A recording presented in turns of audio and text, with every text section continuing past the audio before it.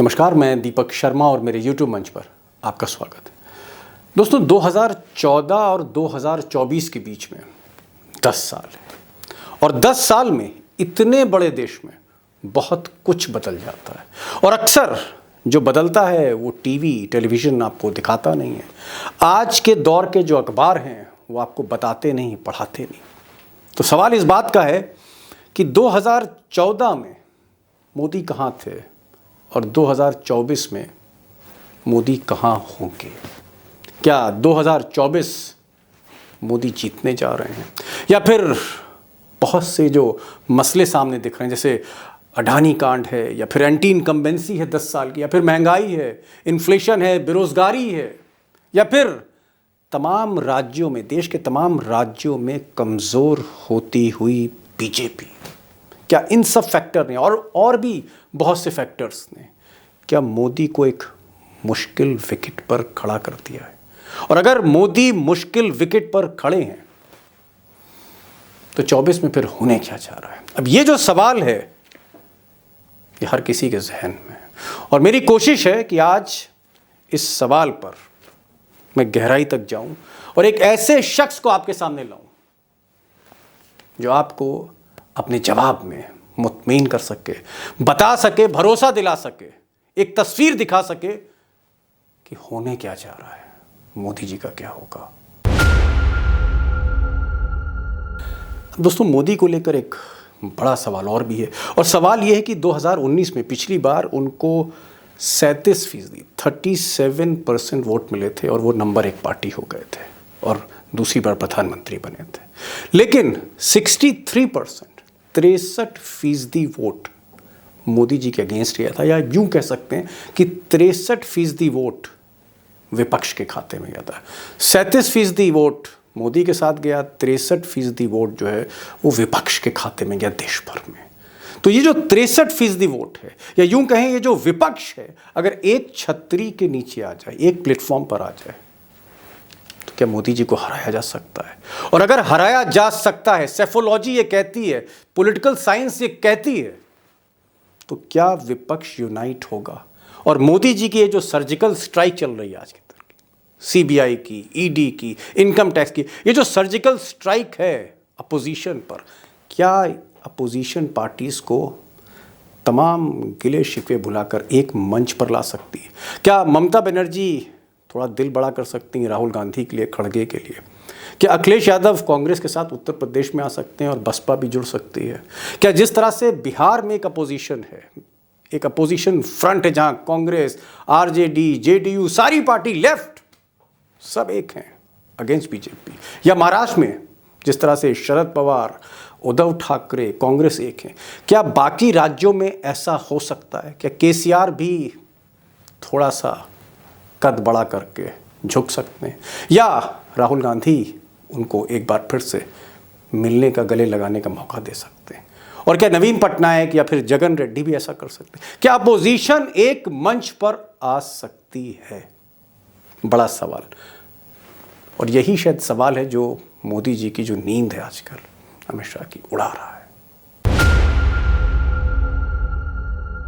अब दोस्तों, सवाल तो आज मैंने बहुत बड़ा आपके सामने रख दिया है, जवाब में भी थोड़ा वज़न होना चाहिए। और मुझे लगता है कि देश में एक ऐसा पॉलिटिकल माइंड है, एक ऐसे पॉलिटिकल साइंटिस्ट हैं जो प्रैक्टिकल हैं, जो राजनीति को, सियासत को समझते हैं और समझने से कहीं ज़्यादा आसानी से समझाते हैं, कन्विंस करते हैं।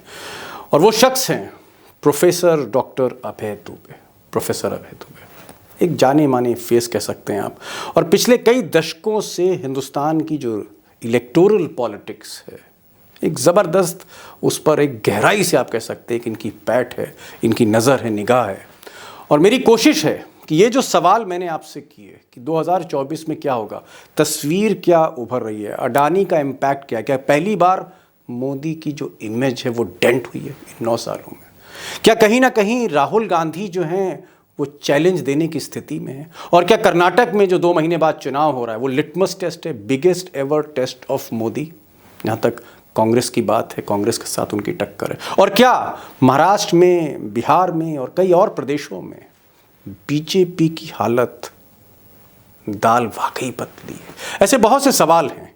और क्या विपक्ष एक होगा? वो जो मैंने आंकड़ा दिया था आपको 63% का, 63% विनिंग कॉम्बिनेशन के ऐसा बन सकता है जो कभी इमरजेंसी के टाइम पे बना था, या फिर 80 के दशक में जो अडवाणी और अटल ने कोशिश करी थी विपक्ष को एकजुट करना, रीजनल पार्टीज को एकजुट करना। क्या कांग्रेस रीजनल पार्टीज को एकजुट कर पाएगी?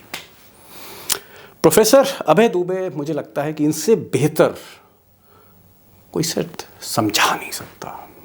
और अगर आप इनकी बात आखिर तक सुनेंगे तो अगर आपके भी जहन में, दिल में सवाल है कि 24 की पिक्चर क्या है, कौन सी तस्वीर उभर रही है हिंदुस्तान के फलक पे, सियासत के फलक पर, मुझे लगता है फिर आपको इंटरव्यू, ये बातचीत, ये बेखौफ बातचीत मोदी के दौर में ज़रूर सुननी चाहिए। और आखिर तक सुने, तस्वीर वाकई साफ होगी। ज़्यादा समय नहीं लूँगा, चलते हैं प्रोफेसर दुबे के पास।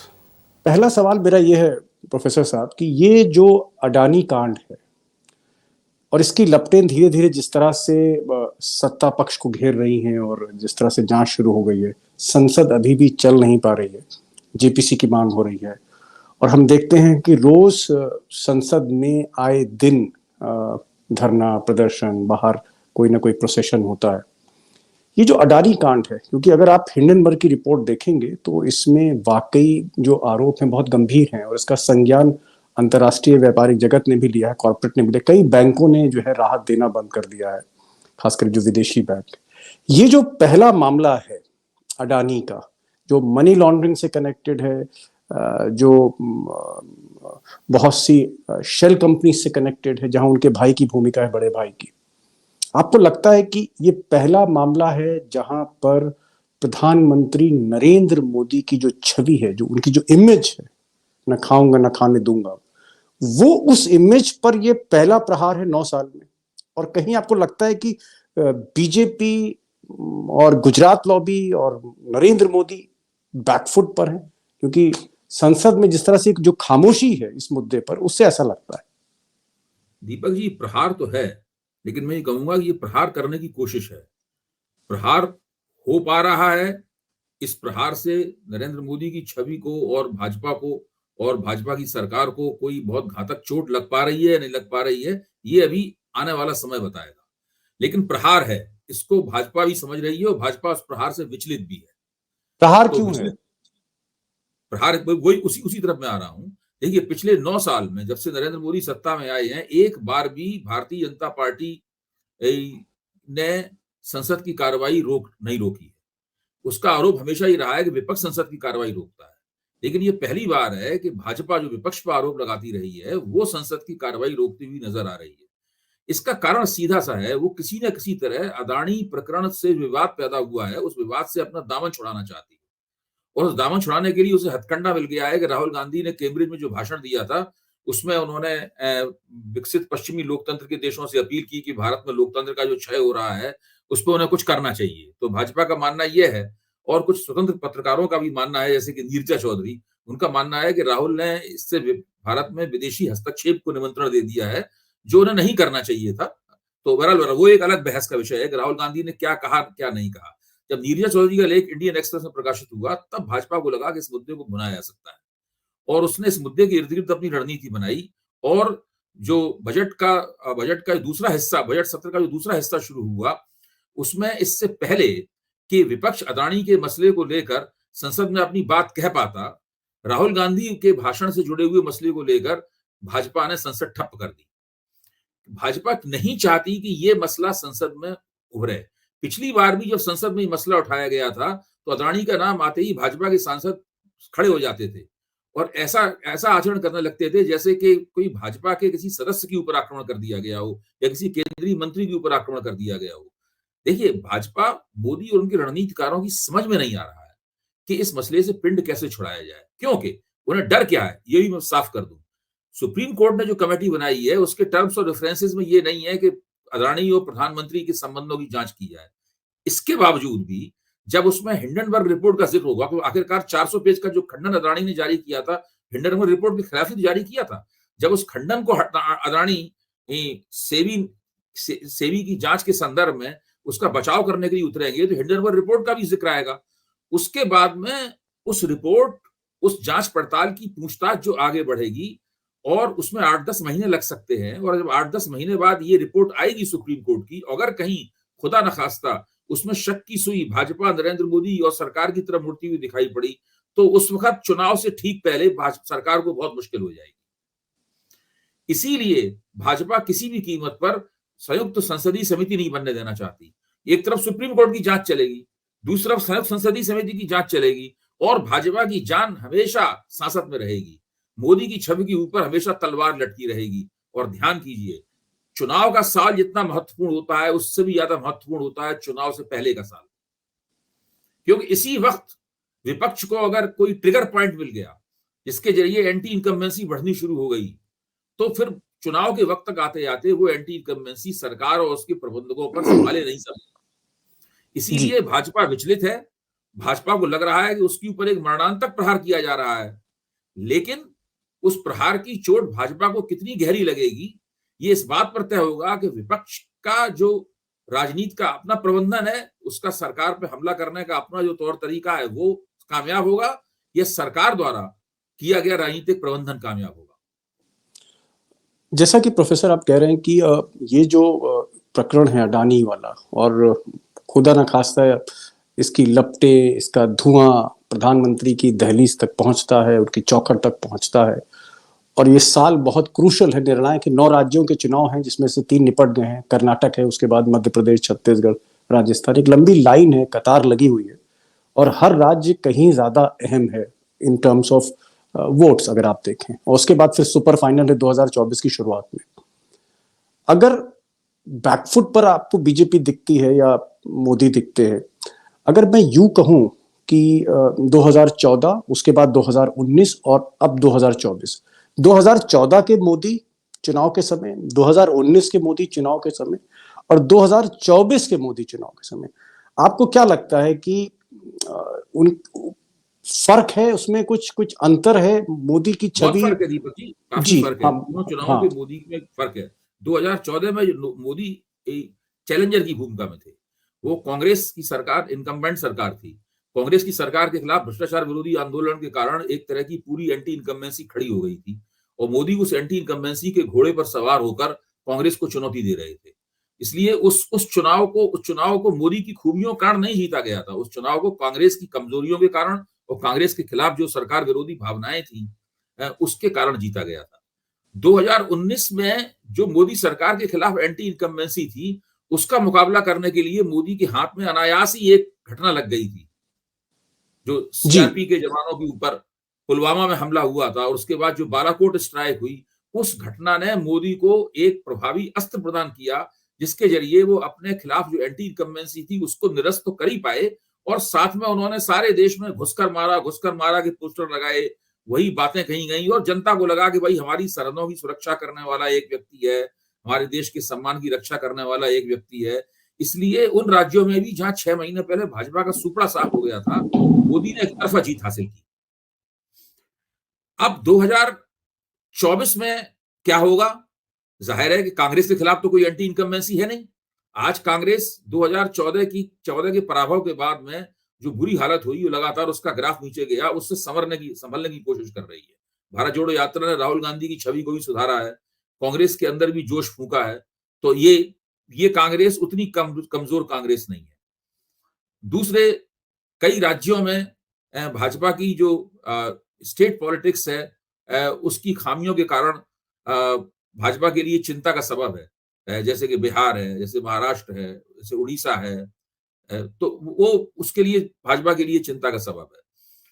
अब ऐसी स्थिति में ये बात सही है कि आंकड़ों के लिहाज से देखा जाए तो कोविड के बाद दुनिया की अर्थव्यवस्थाओं में भारत की अर्थव्यवस्था की स्थिति अच्छी है, लेकिन देश के अंदर महंगाई और बेरोजगारी बहुत जबरदस्त है। लोगों की आमदनी घट रही है, लोगों के रोजगार छिन रहे, नए रोजगार मिलने और आमदनी बढ़ने की बात तो आप छोड़ ही दीजिए। इन सब बातों से एक एंटी इनकम्बेंसी जमा हो रही है। चीन के मुकाबले अभी भी भारत का हाथ चट्टान के नीचे दबा हुआ है। चीन की मसले का भी हल अभी तक, जो डोकलाम से बात शुरू हुई थी, वो आज तक भारत सरकार उसे हासिल नहीं कर पाई है। तो ऐसे कई मुद्दे हैं जो सरकार के खिलाफ भावनाएं पैदा बना सकते हैं। राफेल का मामला नहीं चला, राफेल का जो आरोप लगाया गया था वो आरोप नहीं चला, ये बात सही है। लेकिन अदानी का मसला एक ऐसा मसला है जिसके अंदर दस्तावेजी प्रमाण तो उपलब्ध नहीं है। अब जांच के दौरान सामने आए तो मैं नहीं कह सकता, लेकिन परिस्थितिजन्य साक्ष्य, सर्कमस्टेंशियल एविडेंस कहते हैं, वो बहुत से उपलब्ध है और उनको बार बार कांग्रेस सामने रखने की कोशिश भी कर रही है। और वो परिस्थितिजन्य साक्ष्य अगर मजबूती के साथ सुप्रीम कोर्ट की जांच में सामने आते हैं या विपक्ष द्वारा की जाने वाली इस मसले के इर्द गिर्द राजनीति में सामने आते हैं, या अगर कहीं विपक्ष ने सरकार को दबाव में लेकर जेपीसी भी मनवा ली, तो फिर सरकार के लिए बहुत मुश्किल हो जाएगी। इसलिए आज मोदी जी मेरे ख्याल से ना 2014 जितना अपने आप को मजबूत समझ रहे हैं और न ही 2019 जितना मजबूत अपने आप को समझ रहे हैं। मैं ये नहीं कहता कि आगे भी वो ऐसा ही कमजोर महसूस करते रहेंगे, आगे ही ऐसे अंदेशों का शिकार बने रहेंगे। अभी 1 साल है पूरा का पूरा, 1 साल में देखा जाएगा राजनीति किधर जाती है, पलड़ा उनकी तरफ झुकता है, विपक्ष की तरफ झुकता है। जी, मैं बिहार पर भी आऊंगा और महाराष्ट्र पर भी और कर्नाटक पर भी आऊंगा, लेकिन एक सवाल है, हालांकि सवाल तो अरुण शौरी साहब ने उठाया था, फिर इसकी चर्चा भी हुई थी, वोट शेयर का है। आपने कहा कि मोदी 2014 में जितने मजबूत थे उतने मजबूत अब 2024 में नहीं दिखते, और आपने उसके कारण भी बताया। मैं एक दूसरा कारण, एक सेफोलॉजिस्ट के तौर पे, एक पॉलिटिकल साइंटिस्ट के तौर पे, राजनीति पे जिस तरह से आपकी ग्रिप है, खासकर भारतीय राजनीति पर, उससे लेकर मोदी जी को 2019 में अगर हम in terms of vote share देखें तो इट्स अराउंड 37%, 37% मोदी को, बीजेपी को वोट मिला। यानी इसका मतलब ये निकालें कि 63%, 63% लोगों ने इस देश में बीजेपी को वोट नहीं दिया। अगर ये जो 63% हैं, जिसमें अगर आप देखें तकरीबन 20% कांग्रेस के हैं, टीएमसी के 4-4.5% है, बीएसपी का वोट है, समाजवादी पार्टी है, वाईएसआर कांग्रेस है, डीएमके 2.5% के ऊपर है। ये जो 63% वोट है, अगर ये एक होता है, इसका अगर कोई ध्रुवीकरण होता है, एक छतरी के नीचे आता है, सारी अपोजिशन पार्टी अगर इकट्ठा होती हैं, तो क्या आपको लगता है कि ये चुनाव बहुत ही जबरदस्त और बहुत ही एक बहुत मुश्किल चुनौती पैदा कर देगा मोदी के लिए, अगर अपोजिशन पार्टी से? चुनावी राजनीति की ये मांग तो 2019 में भी थी। सब लोग तब भी ये कह रहे थे कि 2014 में तो मोदी को केवल 31% वोट मिले थे, यानी तब तो उनके खिलाफ 69% वोट था, अब तो उनके खिलाफ 63% ही वोट है? तो 69% वोटों में भी अगर आधे ही जुड़ जाते तो मोदी जी को इतनी बड़ी सफलता नहीं प्राप्त होती। लेकिन 2019 में भी जो विपक्षी एकता का इंडेक्स था वो 0 था, और इस वक्त जो राजनीति चल रही है आज की तारीख में, कम से कम मुझे नहीं लगता कि भाजपा के उम्मीदवारों के खिलाफ विपक्ष कोई संयुक्त उम्मीदवार खड़ा कर पाएगा। जो इसकी प्रोफेसर साहब, इसका कारण क्या है? हम अगर कारण पे जाएं, क्यों नहीं एक हो पाते? देखिए, इसका कारण साफ है। हम लोग जब विपक्षी एकता की कल्पना करते हैं तो हम लोग 1967 और 1970 जैसी विपक्षी एकता की कल्पना करते हैं, जब कांग्रेस के खिलाफ विपक्षी एकता पूरी 100% हो गई थी। ऐसी विपक्षी एकता भाजपा के खिलाफ केवल एक ही राज्य में है, वो है बिहार। बिहार में देखा जाए तो एक आदर्श गैर भाजपावाद है। एक तरफ भाजपा है और दूसरी तरफ उपेंद्र कुशवाहा को छोड़ के पूरा का पूरा विपक्ष है। थोड़े दिन पहले उपेंद्र कुशवाहा भी विपक्ष में बैठे हुए। तो बिहार जैसी आदर्श स्थिति किसी भी राज्य में उपलब्ध नहीं है। नंबर 1 बात, क्यों उपलब्ध नहीं है? इसका एक कारण है। 1977 और 1967 में भारतीय राजनीति का विन्यास अलग तरीके का था। क्षेत्रीय राजनीति तब थी ही नहीं। क्षेत्रीय राजनीति का मतलब होता था तमिलनाडु की राजनीति, बस केवल। और तमिलनाडु के साथ में कांग्रेस का एक समझौता था, द्रविड़ पार्टियों से कांग्रेस का समझौता था कि विधानसभा तुम जीत लो, लोकसभा हम जीत लेंगे। ये एक अलिखित समझौता था और इसी तरीके से पूरी राजनीति चल रही थी। लेकिन आप देखिए 80 के दशक में क्षेत्रीय राजनीति का मजबूत उभार होता है और कांग्रेस उस क्षेत्रीय राजनीति के शत्रु के रूप में पेश होती है। वो उसको खंडित करने की कोशिश करती है और उसी क्षेत्रीय राजनीति के घोड़े पे सवार होकर भाजपा अपनी गठजोड़ राजनीति बनाती है पूरे 80 के दशक में। आज भाजपा ने कांग्रेस की जगह ले ली है, कांग्रेस के प्रभुत्व की जगह ले ली है, इसलिए वो क्षेत्रीय राजनीति को वो कांग्रेस की तरह ही नष्ट करने पे आमादा है। एक तरफ भाजपा क्षेत्रीय राजनीति के लिए खतरा पेश कर रही है, दूसरी तरफ जो क्षेत्रीय सूबेदार हैं, बड़े बड़े नेता हैं, उनको यह विश्वास नहीं हो पा रहा है कि कांग्रेस के साथ जुड़ने से उनको सुरक्षा मिलने वाली है। 80 के दशक में और 90 के दशक में भाजपा के साथ जुड़ने से उसको सुरक्षा महसूस होती थी। आज कांग्रेस के साथ जुड़ने में उसको सुरक्षा नहीं है। आप देखिए तृणमूल कांग्रेस के खिलाफ मुख्य प्रतिद्वंदी कौन है? कांग्रेस है। अगर कांग्रेस की हालत में जरा भी मजबूती आती है, ममता बनर्जी का माथा ठनक जाता है। तेलंगाना में चंद्रशेखर राव के खिलाफ मुख्य प्रतिद्वंदी कौन है? कांग्रेस है। दिल्ली में जो मुख्य तौर से 3 खिलाड़ी हैं, उसमें अरविंद केजरीवाल के खिलाफ कांग्रेस एक खिलाड़ी है, और कांग्रेस जब 0 होती है तभी अरविंद केजरीवाल भाजपा को हरा पाते हैं। अगर दिल्ली में कांग्रेस मजबूत होगी तो भाजपा ज्यादा अच्छी टक्कर अरविंद केजरीवाल को देगी। तो यहां भी कांग्रेस का मजबूत ना होना अरविंद केजरीवाल के लिए मुफीद है। इसी तरीके से कई राज्यों में आप देखते चले जाइए, यही स्थिति उत्तर प्रदेश देख लीजिए। उत्तर प्रदेश में अगर कांग्रेस मुसलमान वोटों की तगड़ी दावेदारी के साथ उतरती है तो अखिलेश को उसमें बहुत दिक्कत होगी। अखिलेश को विधानसभा के चुनाव में अभूतपूर्व मुसलमान समर्थन मिला था। अगर मुसलमान समर्थन में से आधा कांग्रेस ने भी ले लिया, जो ले लेगी, मुझे लगता है लोकसभा चुनाव में मुसलमान मतदाता कांग्रेस के पक्ष में ज्यादा जाएंगे, बशर्ते अखिलेश यादव ये साबित कर दें कि कांग्रेस भाजपा को कतई नहीं हरा सकती है। केवल तभी वो 2022 जितने तो नहीं, लेकिन फिर भी काफी कुछ मुसलमान वोट ले पाएंगे। अगर मुसलमानों को जरा भी ये इम्कान हुआ कि कांग्रेस भाजपा को करारी टक्कर दे रही है, तो एक एक वोट समाजवादी पार्टी में न जाकर सीधे सीधे कांग्रेस के खाते में जाएगा, और समाजवादी पार्टी का उसमें सफाया हो जाएगा उस चक्कर में। पिछली बार जितनी सीटें मिली थी उतनी सीटें भी नहीं मिलेंगी। उसकी जो पिछड़ी जातियों की एकता भी टूट चुकी है, आज ओम प्रकाश राजभर वगैरह उसके साथ है नहीं उस तरीके से। तो ये स्थिति कांग्रेस के मजबूत होने से, जो पहले के मुकाबले कांग्रेस मजबूत हुई है, कितनी मजबूत हुई है ये नहीं कहा जा सकता, लेकिन कुछ ना कुछ तो मजबूत हुई है। जो क्षेत्रीय पार्टियां हैं, क्षेत्रीय शक्तियां हैं, उनका माथा ठनका है और वो कांग्रेस से दूरी बनाने लगे हैं। इसीलिए तो आज अखिलेश यादव ने और ममता बनर्जी ने साथ साथ खड़े होकर ये कहा कि हम भाजपा और कांग्रेस से बराबर की दूरी रखेंगे। बिहार की स्थिति अलग है। बिहार में कांग्रेस एक प्लेयर है, छोटी प्लेयर है, लेकिन कांग्रेस एक महाराष्ट्र की तरह, महाराष्ट्र में भी आप देखें तो अपोजिशन एक। नीतीश कुमार को लगता है कि यहाँ कांग्रेस क्यों देखिए, जब पहली बार 2015 में लालू और नीतीश में गठजोड़ हुआ था, तो उस गठजोड़ को टूटने से बचाने में चुनाव से पहले राहुल गांधी ने एक भूमिका निभाई थी। तो वहां पर नीतीश को लगता है कि कांग्रेस साथ में रहेगी, तो एक तरह से राष्ट्रीय जनता दल और नीतीश कुमार की पार्टी के बीच में एक मध्यस्थी भूमिका भी निभाएगी, और कुछ ऊंची जातियों के वोटों को भी हमारे गठजोड़ के साथ लाएगी। तो बिहार में तो आदर्श स्थिति है, बाकी जगह नहीं है। अब इस स्थिति को कांग्रेस बदल सकती है। कांग्रेस ने कर्नाटक में पिछली बार चुनाव जीतने के बाद, कांग्रेस बड़ा दल थी, लेकिन उसने देवगौड़ा की पार्टी को समर्थन देना तय किया था कांग्रेस ने, और एक अचानक घोषणा करके बीजेपी के पैरों तले उन्होंने जमीन खींच ली थी, याद है आपको? तो कांग्रेस अगर उस तरह का रवैया अपनाती है, बड़ा दिल अपनाती है, क्षेत्रीय दलों को प्रमुखता देती है, खुद अपना पैर थोड़ा सा पीछे खींचती हुई दिखाई पड़ती है, सीटों के बंटवारे में बहुत ज्यादा सीटों के ऊपर जोर नहीं देती है, तो परिस्थिति ये बदल भी सकती है। तो सब कुछ इस बात पर निर्भर करता है कि कांग्रेस किस तरीके से विपक्षी एकता को देखेगी। एक चीज और प्रोफेसर साहब, इसमें कल आज तक का कॉन्क्लेव में मोदी जी का भाषण था, और उन्होंने आज तक के प्रोग्राम में नरेंद्र मोदी ने कहा कि भाई आप लोग अब अपराध की खबरें चलाते हैं और उससे आपको टीआरपी मिलती है।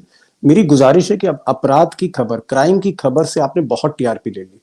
अब मैं आपको एक नया टॉपिक दे रहा हूं, वो है भ्रष्टाचार।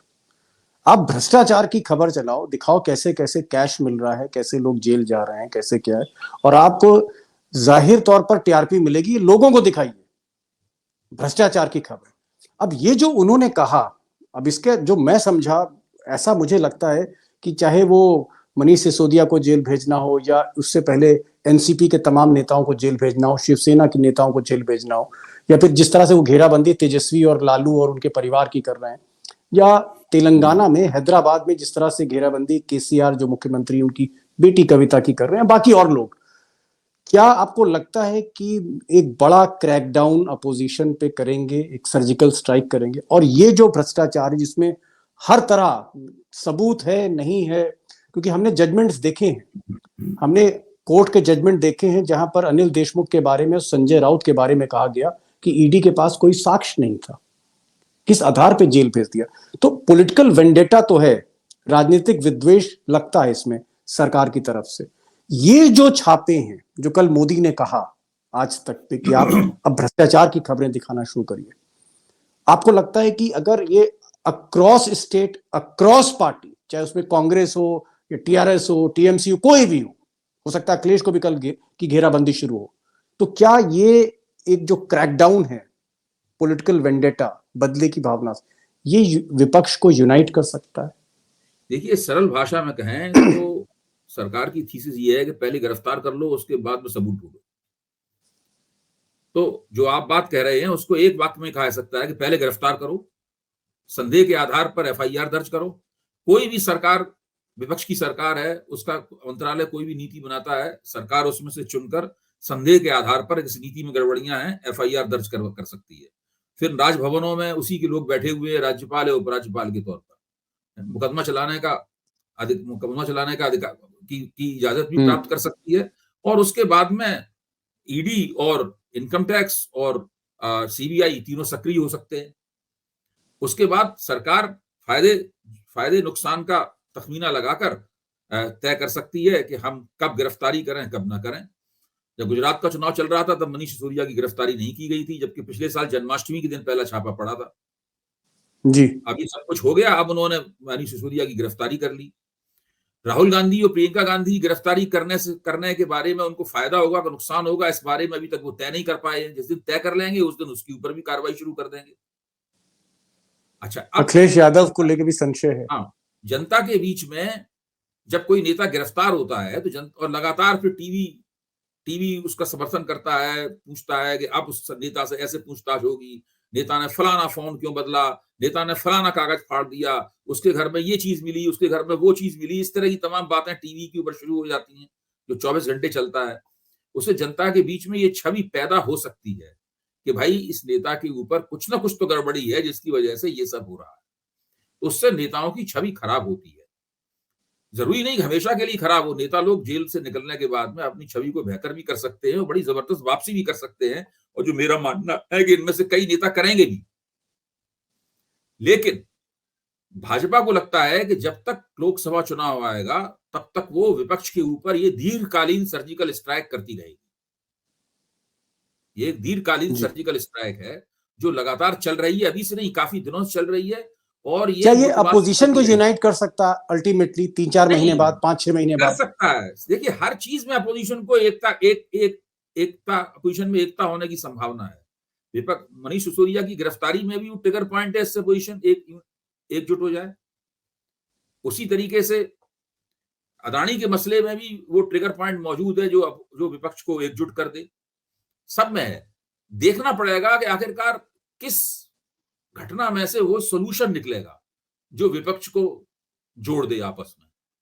अभी तक तो पिछले 9 साल में ऐसी कोई घटना नहीं हुई जो विपक्ष को आपस में जोड़ सके, समूचे विपक्ष को।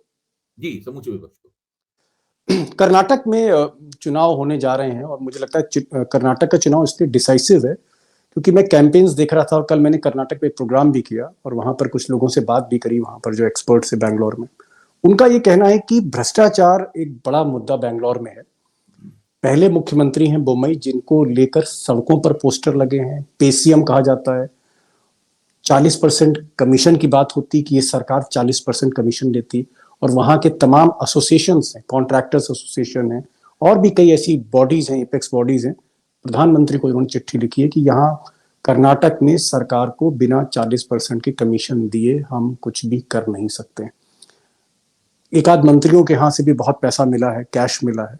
भ्रष्टाचार वहां पर मुद्दा है। दूसरा सबसे बड़ी चीज है कि वहां पर बोम्मई, येदुरप्पा, फिर सीटी रवि, फिर उनके जो स्टेट चीफ हैं नलिन, फिर जो राष्ट्रीय महामंत्री हैं संगठन के बीएल संतोष, तमाम लोग हैं महाराष्ट्र भाजपा, कर्नाटक भाजपा में, जिनकी आपस में बनती है। तो इनफाइटिंग बहुत ज्यादा है, एंटी इनकम्बेंसी है, करप्शन है और भी बहुत से इश्यूज हैं। और सबसे बड़ी चीज है कि ये वो सरकार है बीजेपी जिसको मैंडेट नहीं मिला था कर्नाटक में। कांग्रेस और जेडीएस की सरकार गिरा कर जो है ये सरकार बनाई गई थी सीबीआई और ईडी की मदद से।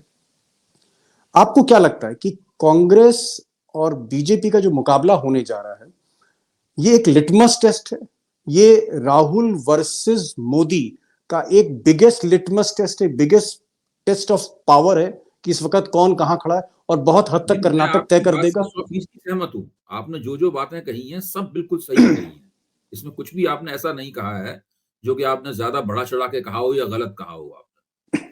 देखिए, कर्नाटक का चुनाव, और कांग्रेस ने एक कर्नाटका को अपना अध्यक्ष भी बनाया है राष्ट्रीय। जी। अगर कर्नाटक का चुनाव कांग्रेस ने बढ़िया तरीके से 100% नहीं जीता, यानी पूर्ण बहुमत प्राप्त करके नहीं जीता, तो फिर कांग्रेस देश का चुनाव क्या जीतेगी? कर्नाटक में इतनी अनुकूल परिस्थितियां होने के बावजूद भी अगर कांग्रेस वो चुनाव नहीं जीत पाई, तो कांग्रेस का अध्यक्ष भी एक कन्नड़ का नेता है, कन्नड़वासी नेता है। जी। तो राहुल गांधी अभी अभी मल्लिकार्जुन खड़गे साहब जोड़ो यात्रा से उभरे हैं और उनकी छवि बहुत अच्छी है। और दक्षिण भारत में वैसे भी राहुल गांधी और गांधी परिवार के प्रति उत्तर भारत के मुकाबले ज्यादा हमदर्दियां हैं। ऐसी स्थिति में भी अगर कांग्रेस वहां चुनाव नहीं जीती, तो आप समझ लीजिए कि कांग्रेस फिर कहीं चुनाव नहीं जीतेगी।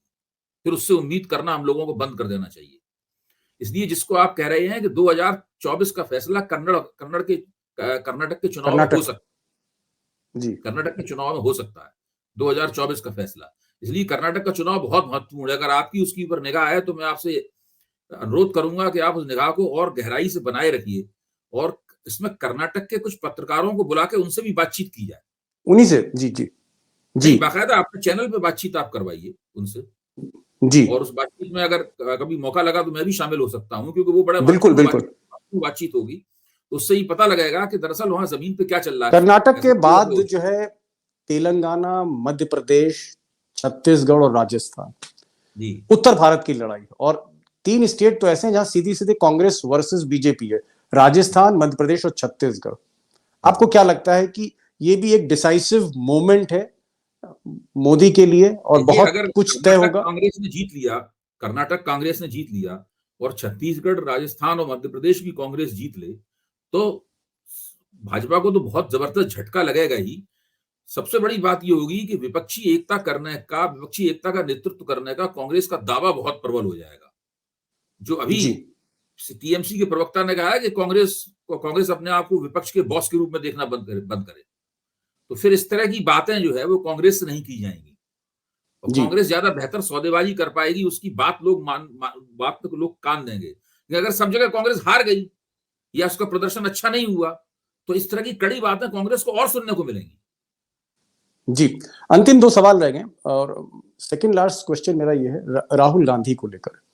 राहुल गांधी, सही बात है, भारत जोड़ो यात्रा के बाद जिस तरह से उनकी पर्सनालिटी उभर कर आई है, पॉलिटिकल पर्सनालिटी रादर, उससे उम्मीदें तो बनती हैं।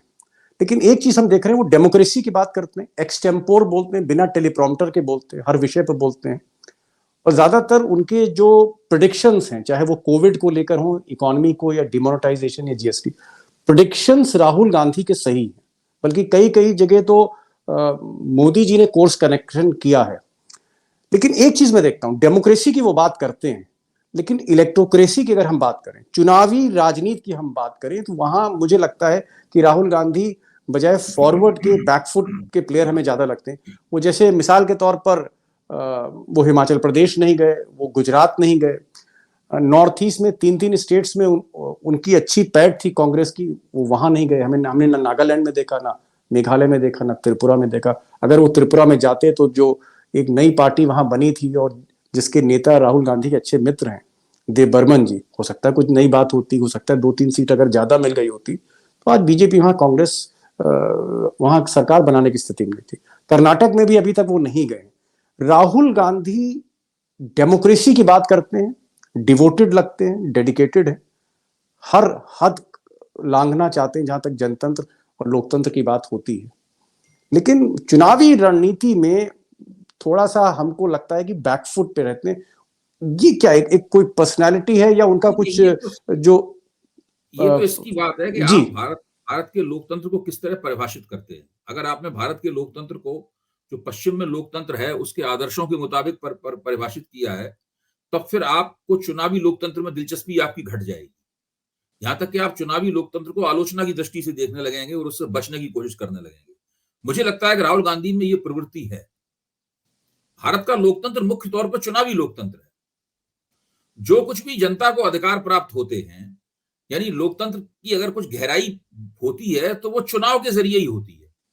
जनता चुनाव के जरिए ही सत्ता के साथ में अपना सौदा। लेकिन प्रोफेसर साहब, वो जाते क्यों नहीं है? मैं वही तो कह रहा हूं, नहीं, मैं वही तो कह रहा हूं, मैं आपसे कह रहा हूं कि आपकी लोकतंत्र की समझ क्या है। अगर आपकी लोकतंत्र की समझ पश्चिमी लोकतंत्रों जैसी है, तो भारत के चुनावी लोकतंत्र के प्रति आपके मन में चिढ़ पैदा हो जाएगी। मैं ये कह रहा हूं कि राहुल गांधी ने तय किया कि वो भारत जोड़ो यात्रा निकालेंगे और वो मोदी के समकक्ष, मोदी के समांतर व्यक्तित्व के रूप में अपने आप को उसके जरिए स्थापित करेंगे। जिस तरह मोदी एक मंच से खड़े होकर सारे देश को संबोधित करते हैं, राहुल गांधी भी चाहते हैं कि वो भी एक मंच से खड़े होकर सारे देश को संबोधित करें। अब ऐसा करने में वो एक सीमा तक सफल हुए हैं अपने व्यक्तित्व को सुधारने में, लेकिन वो मोदी के बराबर तो अभी नहीं आ पाए, इसको सभी लोग जानते हैं, उससे तो काफी दूर हैं वो उस पूरी परिस्थिति में। तो अब उसमें मोदी के साथ ये है कि न कि उनके साथ में बड़ा मजबूत संगठन भी है और संगठन के पीछे एक संगठन है जो उस संगठन से भी ज्यादा मजबूत है। तो मोदी को ये विशेष किस्म का लाभ है। मैं हमेशा मानता हूं नरेंद्र मोदी की असली ताकत भारतीय जनता पार्टी में निहित है। जिस तरह भारतीय जनता पार्टी का विस्तार हुआ है, पार्टी बिल्डिंग की जो एक्सरसाइज अमित शाह और मोदी ने मिलकर की है, वो एक्सरसाइज भारत की पार्टी बंदी के इतिहास में अनूठी है। उसका अध्ययन होना अभी बाकी है कि किस तरह इस पार्टी का, अडवाणी और अटल बिहारी वाजपेयी की पार्टी का किस तरह विस्तार किया गया, किस तरह ये पार्टी उन इलाकों में भी फैलना शुरू हो गई जिन इलाकों में पहले इसकी कल्पना भी नहीं की जा सकती थी, जैसे कि पूर्वी भारत। तो ये जो खास परिस्थिति है कि वहां से अपनी सारी ताकत लेते हैं। राहुल गांधी कांग्रेस के संगठन से अपनी ताकत नहीं प्राप्त करते, वो कांग्रेस के संगठन के बाहर खड़े होकर अपनी ताकत प्राप्त करने की कोशिश कर रहे हैं।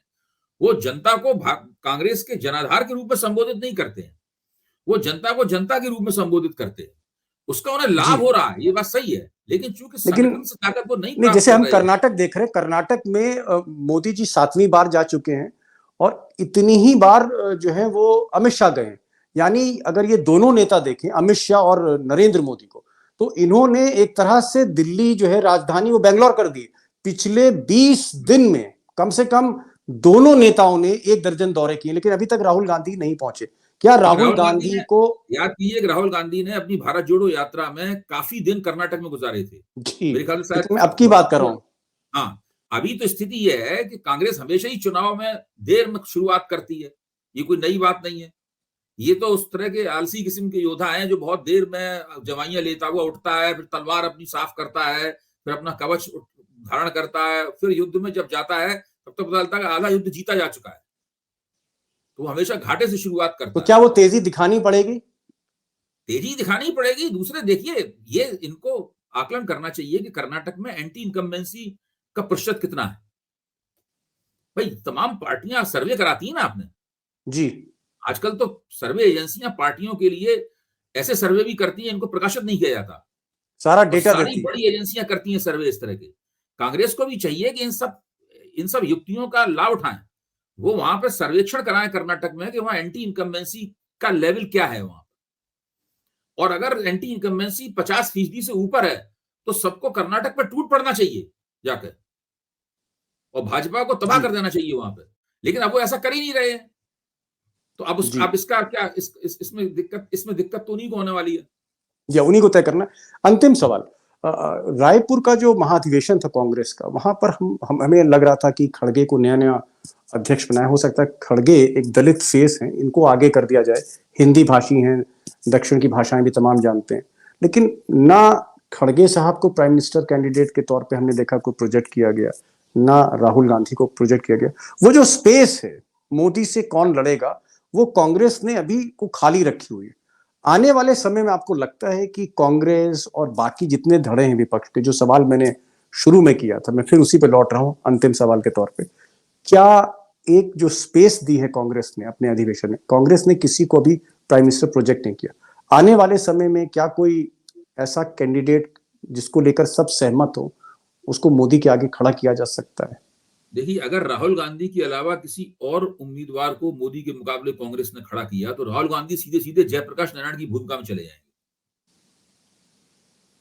मतलब फिर ये होगा कि राहुल गांधी जयप्रकाश नारायण बनकर चुनाव लड़वाएंगे, खुद नहीं लड़ेंगे। जबकि भारत जोड़ो यात्रा के दौरान तो उन्होंने खुद को मोदी के प्रमुख प्रतिद्वंदी के तौर पर पेश किया है। वो अपने अलावा कैसे किसी दूसरे को कांग्रेस की तरफ से प्रधानमंत्री पद का उम्मीदवार घोषित करवा सकते हैं?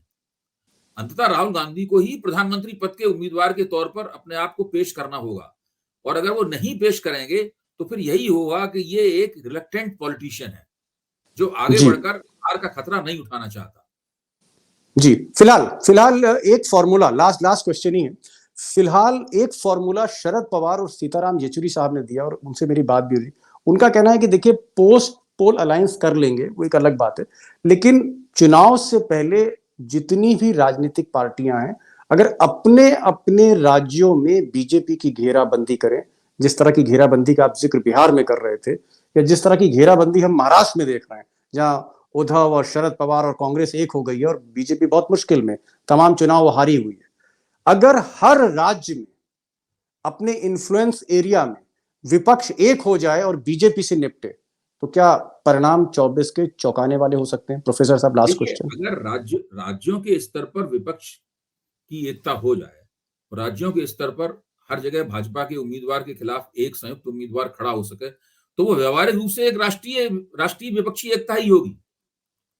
भले ही सारे देश के लिए एक मोर्चा बने या ना बने, लेकिन ऐसा होना मुश्किल ही नहीं, असंभव है। लेकिन अगर हुआ, उत्तर प्रदेश में भी नहीं होगी ऐसी एकता, केवल बिहार में होगी ऐसी एकता। बिहार में पहले से ही एकता है, बाकी दूसरी जगहों पे बहुत सारी इस एकता में समस्याएं रहेंगी। देखिए, वो कांग्रेस के 1967 और 77 के जमाने की एकता जो है, उसका ख्याल हम लोगों को दिमाग से निकाल देना चाहिए। न वैसी राजनीति बची है, न वैसी पार्टियां हैं, न वैसे नेता हैं, न इंदिरा गांधी है, न जयप्रकाश नारायण है, न डॉक्टर लोहिया है, कोई है ही नहीं अब यहाँ पे उस तरह का। न दीनदयाल उपाध्याय हैं, न सीपीआई के वो नेता हैं जो कि जनसंघ के साथ संयुक्त विधायक दल में बैठने के लिए तैयार हो गए थे। अब वो बात नहीं हो सकती है। अब ये जरूर हो सकता है जो आप कह रहे हैं कि कुछ राज्यों में, सब जी राज्यों में महाराष्ट्र नहीं, जैसे, हाँ, कुछ राज्यों में भाजपा के खिलाफ एक प्रभावी एकता बन जाए, ये तो हो सकता है। तो लेकिन ये भी we have to keep our fingers crossed कि ये भी होगा कि नहीं होगा। और अगर हुआ, हैं जी, अगर हुआ, नहीं अगर हुआ तो भाजपा को बहुत नुकसान होगा। जी प्रोफेसर साहब, बहुत अच्छा लगा आपसे बातचीत करके, और ये जो लास्ट आपने सेंटेंस कहा कि अगर ऐसा हुआ तो नुकसान हो सकता है। आप आए इस शो में और मुझे लगता है कि जो दर्शक हैं आपके एक एक सेंटेंस को, आपके एक एक विचार को थोड़ा सा और माइक्रो लेवल पे जाके सुनेंगे, और हमारी उम्मीद है कि आप यूं ही हमसे जुड़ते रहिए आगे भी, क्योंकि पॉलिटिकल डेवलपमेंट इस साल बहुत होना है। बहुत बहुत शुक्रिया डॉक्टर साहब।